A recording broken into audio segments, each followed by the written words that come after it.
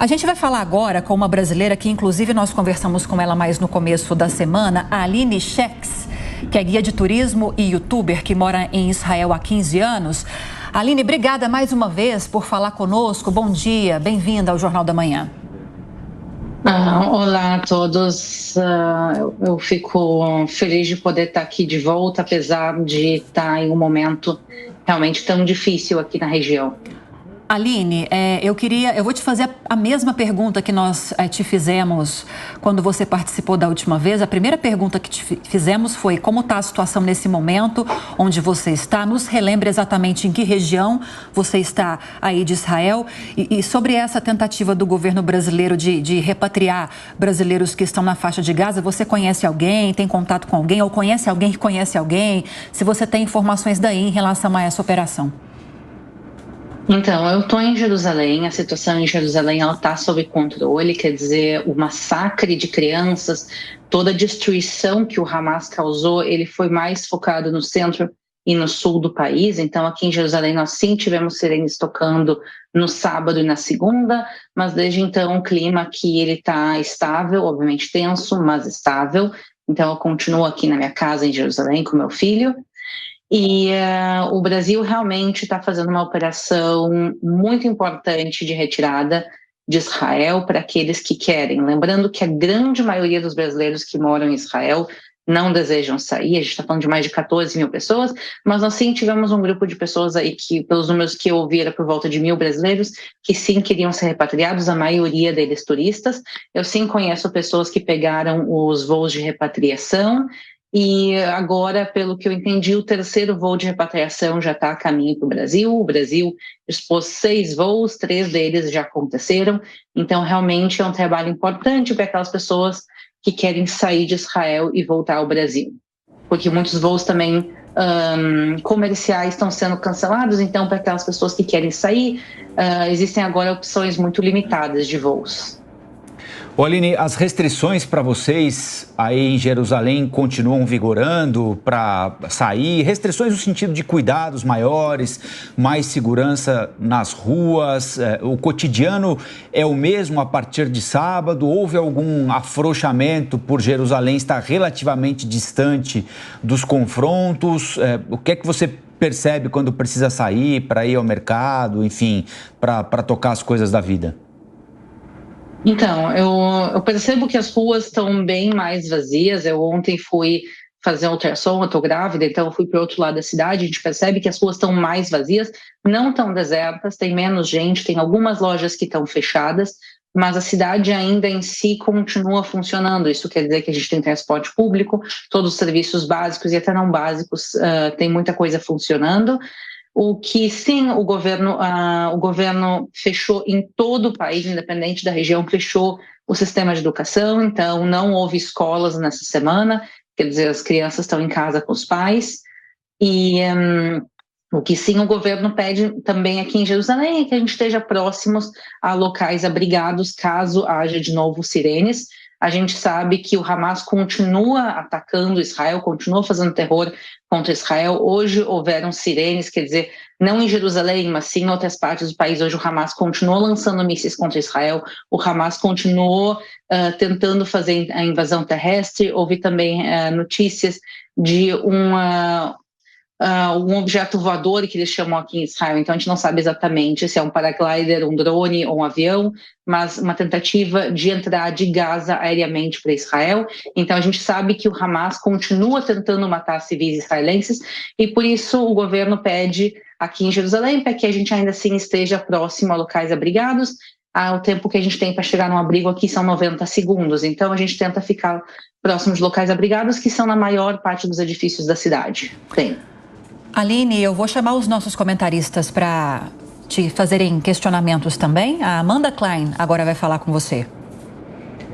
Aline, bom dia. Primeiro, minha solidariedade a você. Aline, como é visto pela opinião pública israelense sobre essa iminente incursão terrestre que deve acontecer do exército israelense entrar em Gaza? Há também muitas vidas perdidas do outro lado, de mulheres, de crianças, há uma crise humanitária em curso. Há uma preocupação da população israelense com isso? Como isso repercute internamente? A preocupação com os civis, com o povo palestino, que também, obviamente, não tem culpa pelos atos terroristas perpetrados pelo Hamas. Então, justamente, a gente está tendo uma discussão na sociedade israelense se tem que fazer uma entrada terrestre em Gaza ou não. E agora a gente ouve também as notícias que o exército de Israel pediu para a população civil do norte de Gaza e para o sul de Gaza. E eu acho que esse é o melhor exemplo da diferença de Israel para o Hamas. O Hamas é um grupo terrorista que entrou por terra em Israel com o objetivo de matar o máximo de civis israelenses possíveis. Mulheres foram estupradas, crianças decapitadas, eles entraram com o objetivo de matar civis. E agora Israel quer recuperar os civis, tanto israelenses como de outras nacionalidades que estão sequestrados em Gaza. Eles querem terminar com os terroristas do Hamas e a primeira coisa que Israel está fazendo no momento é pedir para os civis se separarem do Hamas. Quer dizer, esse é um passo que mostra que Israel não quer a morte de civis. Eu sei que é muito difícil retirar agora milhares de pessoas de suas casas, que elas se mudem para o outro lado de Gaza, mas a melhor maneira que o governo tem agora é de tentar diminuir o número de civis no norte de Gaza, para diminuir o número de mortos civis. E esse é o pensamento de toda a população israelense. A população israelense sofre pelo sofrimento do povo palestino, que a gente sabe que o povo palestino de Gaza sofre por causa do Hamas. Antes o Dantas falou muito bem, quer dizer, os mísseis que o Hamas está lançando contra Israel, eles foram feitos de tubulação de água e esgoto de Gaza. Eles literalmente desconectam a população da água e do esgoto para poder pegar esses materiais para construir mísseis contra Israel. O Hamas é o verdadeiro causador do sofrimento de Gaza e a gente realmente acredita que se o Hamas for derrotado, isso vai ser bom não só para a população civil inocente de Israel, mas isso também vai ser bom para a população civil inocente de Gaza, que eles estão sofrendo há tantos anos. E se o Hamas não terminar, o sofrimento das duas populações vai continuar. Aline, o Dantas quer fazer uma pergunta para você. Dantas? Aline, minha solidariedade naturalmente. Nós vemos essa reação de Israel em função desse ataque bárbaro do sábado, mas não é possível negar os últimos 20 anos em que Israel tentou estabelecer ali um convívio institucional com o Hamas, negociar, inclusive programas aí para geração de emprego e ajuda, apoio, ajuda humanitária aos cidadãos palestinos. Com o que aconteceu agora, já há o entendimento de que não é possível negociar com terroristas. Há um arrependimento, seja da sociedade, seja da elite israelense, em relação à postura oficial dos últimos 20 anos em tratar o Hamas como um interlocutor? Então, vamos voltar um pouco na história. Até 2005 existiam judeus, existiam israelenses vivendo dentro da faixa de Gaza. A gente tem que lembrar que Gaza é um território que, desde os tempos bíblicos, judeus vivem lá, apesar de serem pequenas comunidades, existiam judeus vivendo dentro de Gaza. E o que acontece é que em 2005 Israel decidiu fazer uma retirada unilateral. Israel retirou todos os civis e todos os militares judeus e israelenses de dentro da faixa de Gaza, entregou 100% da faixa de Gaza, 100% para a autoridade palestina, com o objetivo de que nessa região se criasse um futuro Estado palestino. Isso foi parte das negociações de paz feitas entre a OLP e Israel.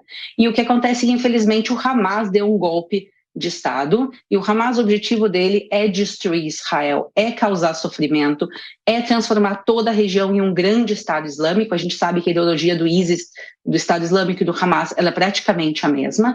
Então, o que acontece é que, durante esses últimos 20 anos, o Hamas ataca Israel. Eles causaram centenas de mortos, a maioria civis. Eles atacam também a locais militares, mas eles atacam também, principalmente, locais civis. Então, todo o tempo o Hamas atacava. Israel começava a fazer uma contraofensiva dentro da faixa de Gaza para exterminar o Hamas, e o Hamas pedia para negociar, obviamente não negociações de paz, não há como fazer negociações de paz com terroristas, mas o que o Hamas pedia é um cessar-fogo. Então, quando o Hamas começava a ser atacado e enfraquecer, eles pediam cessar-fogo, esperavam aí 2 anos, continuavam construindo armamentos, preparando a infraestrutura de terrorismo e aí atacavam de novo Israel. E aí Israel começava a contra-atacar, eles pediam um cessar-fogo, quer dizer, a gente vê que o Hamas nunca teve intenção nenhuma de fazer acordos com Israel. O único acordo que o Hamas fez durante esses anos, várias vezes, foi pedir cessar-fogo, mas isso foi só preparação para se fortalecer, e a gente está vendo o fortalecimento do Hamas dentro da faixa de Gaza nos últimos anos, e infelizmente a gente acabou de presenciar isso no sábado, com esse massacre, milhares de mísseis. E durante esses 20 anos, a qualidade de vida da população inocente de Gaza, a gente tem que lembrar que a grande maioria da população de Gaza não é do Hamas, eles são civis, e a população foi sofrendo cada vez mais, e por isso Israel entendeu, eu acho que o mundo agora também está entendendo que não existe negociar com terroristas. Eu acho que quando o ISIS, Estado Islâmico, decapita pessoas na Síria e no Iraque, ninguém fala e senta com eles e pergunta o que essas pessoas fizeram para ser decapitadas.